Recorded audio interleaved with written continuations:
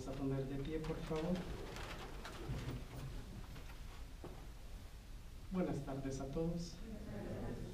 Vamos a ofrecer esta Santa Eucaristía en honor de Ludovina Sánchez y también de Valentín Arce Sánchez, recordándoles a ellos. Ludovina, su primer aniversario, y Valentín serían ya 20 años los que va a cumplir en mayo. Vamos a darle también al Señor por la familia que está recordando hoy a estos seres queridos, y los hacemos presentes aquí. En el nombre del Padre, del Hijo y del Espíritu Santo. Amén. El Dios de la esperanza, que por la acción del Espíritu Santo nos colma de su alegría y con su paz, permanezca siempre con ustedes. Queridos hermanos, antes de celebrar estos sagrados misterios, reconozcamos ante Dios nuestros pecados. En un momento de silencio pensemos en todo lo que queremos pedir perdón a Dios.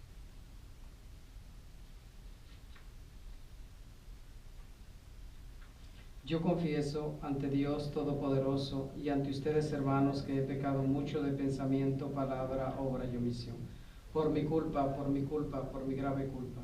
Por eso ruego a Santa María, siempre Virgen, a los ángeles y a los santos y a ustedes, hermanos, que intercedan por mí ante Dios nuestro Señor. Dios Todopoderoso, tenga misericordia de nosotros, perdone nuestros pecados y nos lleve a la vida eterna. Amén. Señor, ten piedad. Señor, ten piedad. Cristo, ten piedad. Señor, ten piedad. Oremos.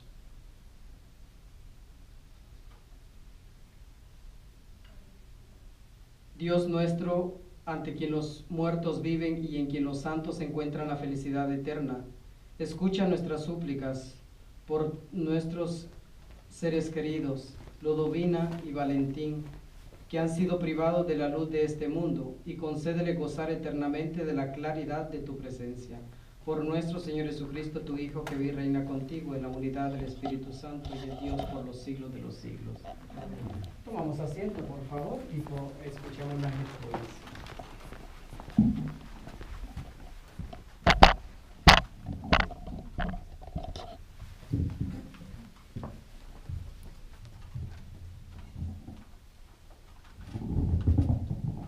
Primera lectura. Dios nos escucha en todo lo que pedimos conforme a su voluntad. Lectura de la primera carta del apóstol San Juan. Queridos hijos, la confianza que tenemos en Dios consiste en que, si le pedimos algo conforme a su voluntad, Él nos escucha. Si estamos seguros de que escucha nuestras peticiones, también lo estamos de poseer ya lo que le pedimos. Si alguno ve que su hermano comete un pecado de los que no llevan a la muerte, que pida por él y le obtendrá la vida.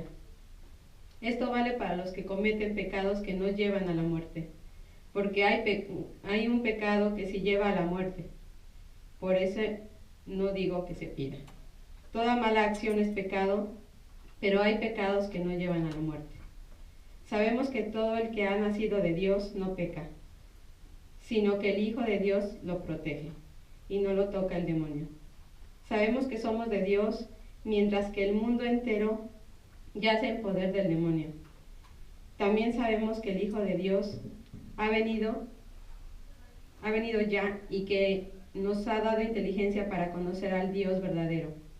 Nosotros permanecemos fieles al único verdadero, porque permanecemos en su Hijo Jesucristo. Él es el verdadero Dios y la vida eterna. Hijos míos, no adoren a los ídolos. Esta es palabra de Dios.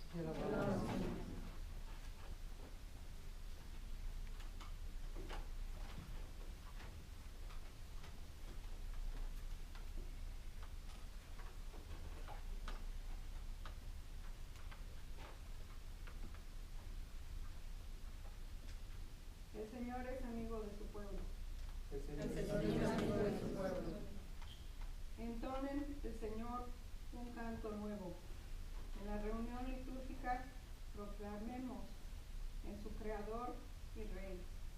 En el Señor, alegre de Israel, su pueblo santo. El Señor es amigo de su pueblo. Aleluya. En honor de su nombre, que haya danzas, alábenlo con arpas y tamborines. El Señor es amigo de su pueblo, y otorga la victoria a los humildes. El Señor es amigo de su pueblo. Aleluya. Que se alegren los fieles en el triunfo, que inunden el regocijo sus hogares, que alaben al Señor con sus palabras, porque en esto su pueblo se complace. El Señor es amigo de su pueblo. Aleluya.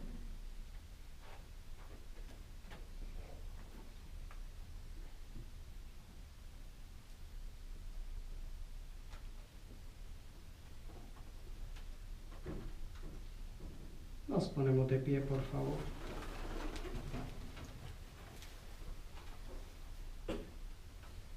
Un gran profeta ha surgido entre nosotros. Dios ha visitado a su pueblo. El Señor esté con ustedes. Lectura del Santo Evangelio según San Juan. Gloria a ti, Señor. En aquel tiempo hubo una boda en Caná de Galilea, a la cual asistió la madre de Jesús. Este y sus discípulos también fueron invitados. Como llegara a faltar el vino, María le dijo a Jesús: «Ya no tienen vino». Jesús le contestó: «Mujer, ¿qué podemos hacer tú y yo? Todavía no llega mi hora». Pero ella dijo a los que servían: «Hagan lo que él les diga». Había ahí 6 tinajas de piedra de unos 100 litros cada una, que servían para las purificaciones de los judíos. Jesús dijo a los que servían: «Llenen de agua esas tinajas». Y la llenaron hasta el borde. Entonces le dijo: «Saquen ahora un poco y llévenselo al mayordomo». Así lo hicieron. Y en cuanto el mayordomo probó el agua convertida en vino, sin saber su procedencia, porque sólo los sirvientes lo sabían, llamó al novio y le dijo: «Todo el mundo sirve primero el vino mejor, y cuando los invitados ya han bebido bastante, se sirve el corriente. Tú, en cambio, has guardado el vino mejor hasta ahora». Esto que Jesús hizo en Caná de Galilea fue la primera de sus señales milagrosas. Así mostró su gloria y sus discípulos creyeron en él. Palabra del Señor. Gloria a ti, Señor Jesús. Tomamos asiento, por favor.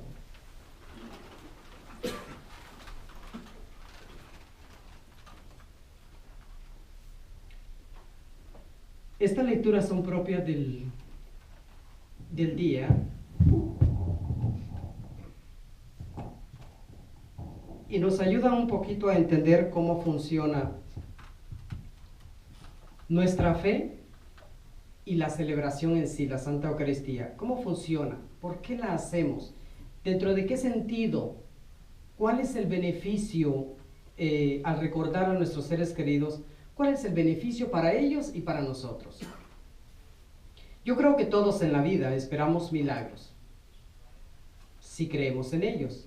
Si no creemos, vayámonos haciendo la pregunta, porque la vida en sí es un milagro. La vida, todo se mueve en torno a esa manifestación del amor de Dios y que hace que las cosas sean posibles, aún las imposibles. Lo que no pueda caber en nuestra mente puede ser una realidad. Ya lo decía un sabio chino, que lo que tú no te imaginas puede ocurrir en cualquier parte del mundo. O sea que la imaginación es corta en comparación a la realidad. La primera lectura, por ejemplo, tiene mucho que ver cuál es la imagen de Dios que nosotros tenemos o qué esperamos también de Él. Se nos inculca desde pequeños a creer en Dios. Toda nuestra vida, a lo mejor cuando estamos pequeños es mucho más fácil. Somos más dóciles, más inocentes y por lo tanto estamos más como esas esponjitas que todo lo toman. Cuando vamos creciendo, vamos perdiendo esa inocencia y vamos perdiendo esa confianza en Dios. Porque tenemos una sociedad, tenemos un mundo que se rige por los políticos y tenemos varias religiones. Entonces, frente a esto, es muy fácil llegar a la confusión y decir, bueno, lo que yo estoy haciendo o lo que yo estoy celebrando ¿qué tanto tiene de verdad? ¿Es verdad o no? ¿O es algo que hemos creado como un sistema de comodidad de fe? Y entonces en esos cuestionamientos vamos dejando a un lado muchas de las cosas que de chiquito compartimos. Pero nunca nos cuestionamos. ¿Por qué?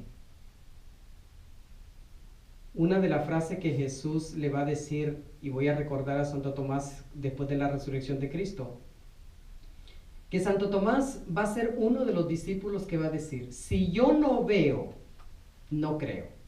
Si yo no me meto mis dedos en los agujeros del cuerpo de Cristo, yo no voy a creer. O sea, él quería algo que pudiera palpar. Y la frase que le va a decir Jesús a este discípulo, que por cierto es un santo, tú crees porque me has visto. Dichosos aquellos que crean sin haberme visto. Porque es muy fácil, cuando hay una prueba, hay una prueba. Hay algo que avala en lo que estamos creyendo. Y por lo tanto es bien fácil, por lo tanto no hay mérito de la persona entonces. Tú crees porque tienes la prueba, pero si no tuviera la prueba, ¿creerías igual? Y ahí es entonces donde la fe tiene su valor. Nosotros no estuvimos en el tiempo de Jesús. Nosotros no vimos las maravillas que él hizo. Y todavía aún hay gente que cuestiona eso. La Biblia es uno de los libros más exactos en cuanto a la revelación de Dios. Humana, pero exactos en cuanto a lo que Dios ha querido que nosotros tengamos. San Juan también va a decir en uno de los libros del Evangelio, va a decir, no todo está escrito aquí, porque si se hubiera escrito lo que Jesús hizo y dijo, no bastarían todos los libros del mundo. Y es cierto, en la Biblia solo encontramos lo más básico, para que a partir de ahí nosotros entablemos una relación con Dios y vayamos creciendo en esa comunicación con Él. Dios nos ha dado todas las herramientas, empezando por una capacidad de pensar, lo cual es bueno. Tener dudas no es malo. Las dudas nos ayudan a tener más sed y ir en busca de la verdad. Pero el que no tiene dudas, no se cuestiona y no le importa la verdad. Por eso es que vivimos en un sistema de mentiras. Todos nos engañamos de cierta manera. Y ya nos hemos acostumbrado a eso. Dios quiere personas que piensen. Por eso la fe es algo que nosotros tomamos control de ella. Para poder ser libres y encontrar la libertad. El Evangelio, tenemos esa escena maravillosa de la boda de Caná de Galilea. Sí es cierto que es el primer milagro de Jesús y es cierto que se da entre una boda. La boda en la Biblia tiene dos dimensiones.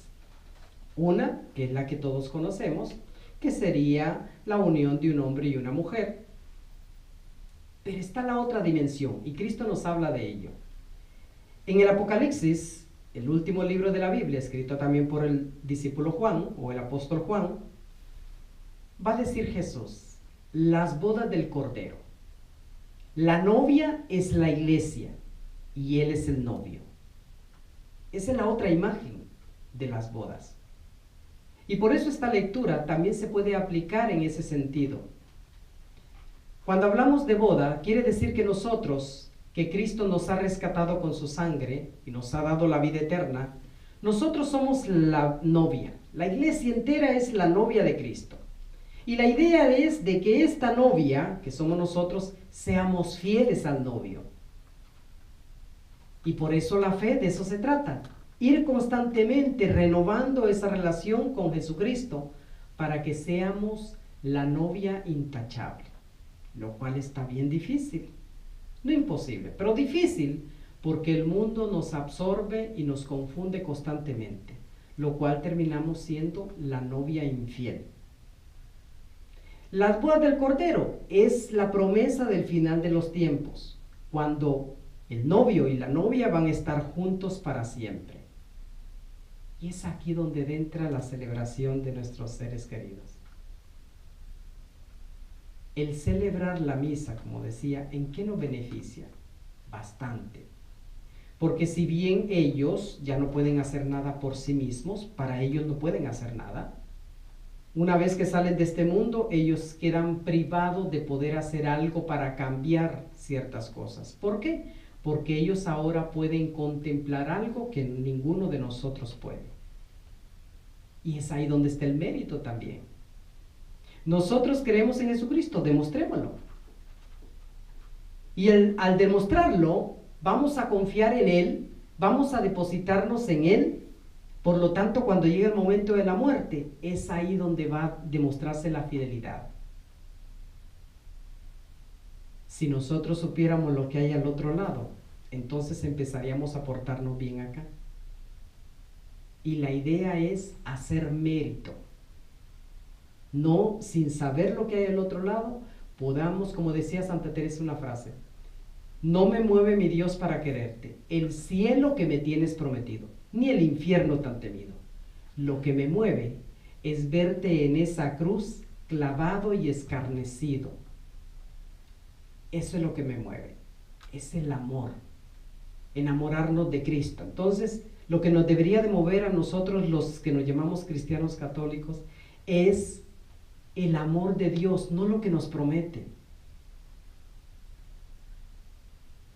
La mentalidad humana o la mentalidad social que vivimos es: pórtate bien y te doy un premio, haz esto y vas a recibir un premio. O sea, vivimos como de trueque, me das y yo te doy. Para Dios eso no es. Dios nos ha amado sin que nosotros le demos nada. Y Dios no espera de nosotros. Recordemos que a Dios no le aumentamos el ser Dios. Que creamos o no creamos, al que se beneficia somos nosotros, no a Dios. Por eso es Dios. Porque a Dios no le damos ni le quitamos.